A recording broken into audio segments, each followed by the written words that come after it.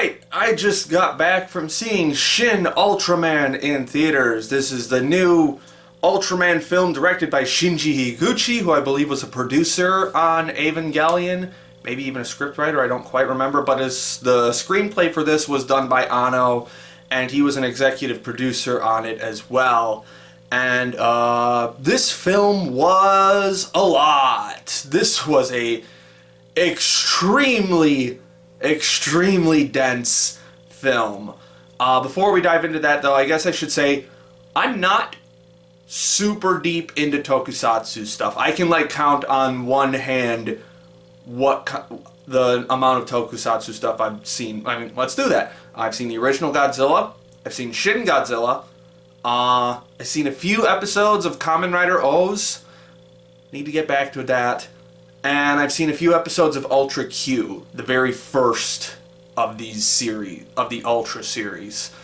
So I guess Shin Ultraman is my fifth Tokusatsu thing that I've encountered. I will say this is, I'm not going to say it's a bad entry point as someone who is fairly inexperienced with, Tokusatsu series and very inexperienced with the Ultra series.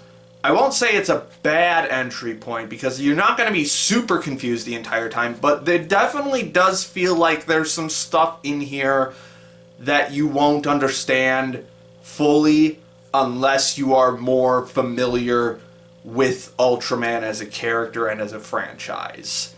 So I'll just say that up front. I don't see any problem with diving in right now. I had a fun time with this one. This was definitely it is a very fast-paced movie, but also a very dense movie that ends up not necessarily causing the film to drag, but causing the film to be kind of overloaded with information. Me and the one other guy who was in the theater with me there, when we both got out, we both agreed that this should have been a TV series. This would have done much better as a limited run TV series, or even a full season, a single season series, 12, 13 episodes. I think the ideas that it has would have been much better fleshed out in this, because the ideas it has are really fucking interesting. It really digs into as much as it can in a less than 2-hour film. I think this film's only 100 minutes long, maybe a little more than that.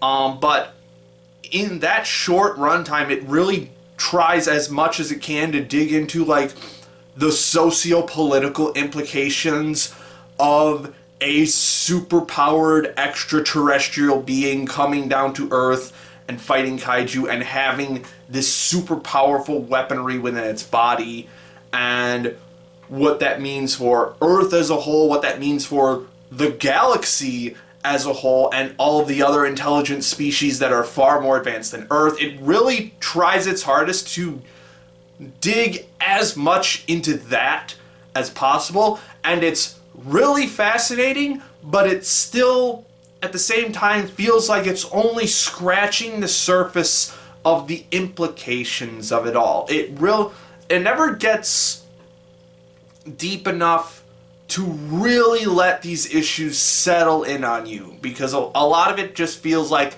a barrage of information a lot of the time. And again, it's really interesting information, so I was never bored by it, and I never got zoned out or anything, but there were definitely points where I felt like I was being overloaded with too much to think about, and not enough time to cool down and let those ideas settle in my head, which I think if this was a TV series, I think we would have been able to get a lot more of, which is also why I'm really excited now for Shin Kamen Rider, which Anno is also doing. So if we can get a full TV series from Anno on Tokusatsu stuff, I'm all in. Especially if it's of the same cinematic quality as this film, because this film looks surprisingly good. Like, you're not going to get... It's a tokusatsu series. I don't want to say this as like a negative, but you're not going to get the very finely tuned CG that you get from like high budget blockbusters in the US, like Avatar or anything like that. You're not going to get that level of CG, but instead what you're going to get is really cool looking things that could have used a few more renders, but they're not the worst looking thing ever.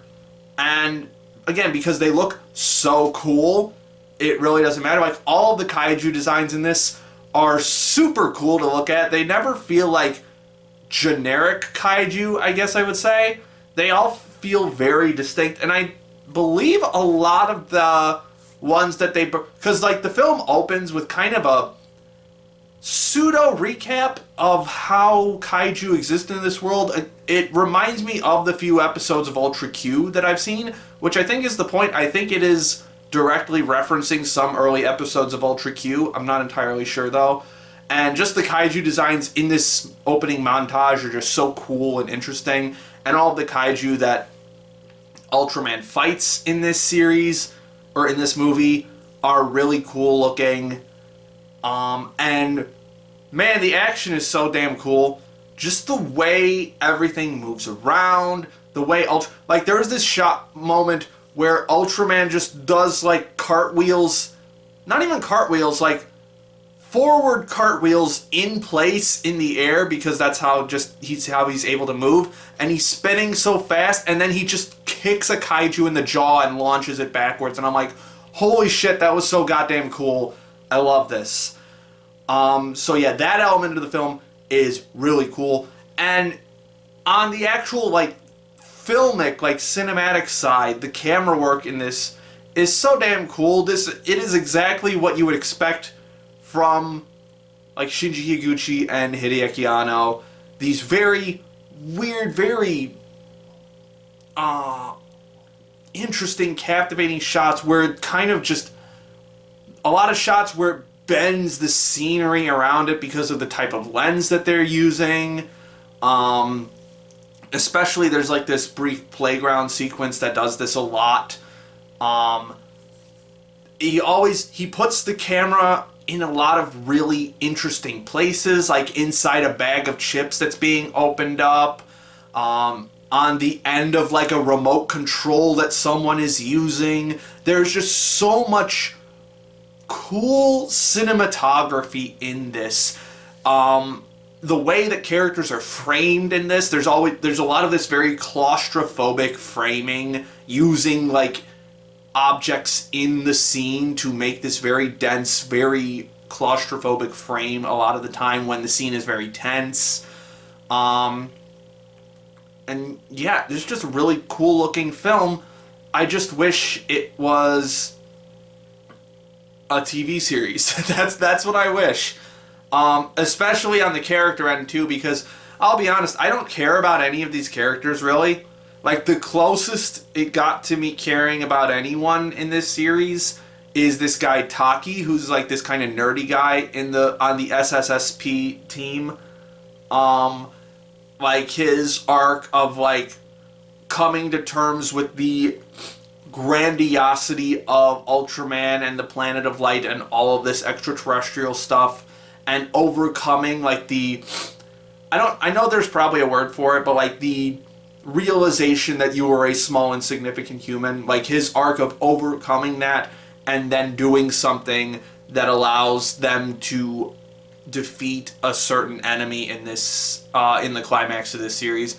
By the way, the very climactic like final moment of this series, visually fucking gorgeous. Absolutely love it. They do some absolutely insane color work and CG work in it that just looks so damn cool. And the soundtrack is just so fucking phenomenal too. I don't know if it's... I'm gonna guess it's... Fuck, what was the Evangelion guy? He also did Bleach. Why can't I think of his name right now? You know who it is. The guy that Anno gets to do all of his stuff. I think he did Shin Godzilla too. I hate that I can't remember who this is, but you know who it is. Yeah, soundtrack relied a lot on a lot of the classic Tokusatsu series sounds, like that very 70s, 60s kind of sound. But it also really goes full bombastic when it really needs to. Yeah, I enjoyed the hell out of this film as like a blockbuster. It was really fun to watch Ultraman beat up a bunch of kaiju, and it wasn't dumb. I definitely cannot accuse this movie of being dumb. It is incredibly smart in the ideas that it attempts to tackle. It just does not have the time to tackle all of the ideas that it throws at you. That is definitely the biggest flaw in this film. So, if you're fine with that, go out and see Shin Ultraman. Well, actually, you can't go out and see it now, because I think it was only a one-day showing. So, whenever it comes to a streaming service near you, or if you want to go sail the high seas and find it, go and do that. I recommend this movie. I'm going to give this... I'm going to, tentatively give this like a decent 7. Again, if it had more time to delve into the ideas that it laid out, this could easily have been an 8, like a decent to strong 8. But there's just not enough time to tackle everything that this film tries to tackle. So, yeah. That is my review of Shin Ultraman. I'm definitely curious about diving into more Tokusatsu stuff now. I'm very excited for Shin Kamen Rider. I do need to get back into Kamen Rider O's at some point. I want to try out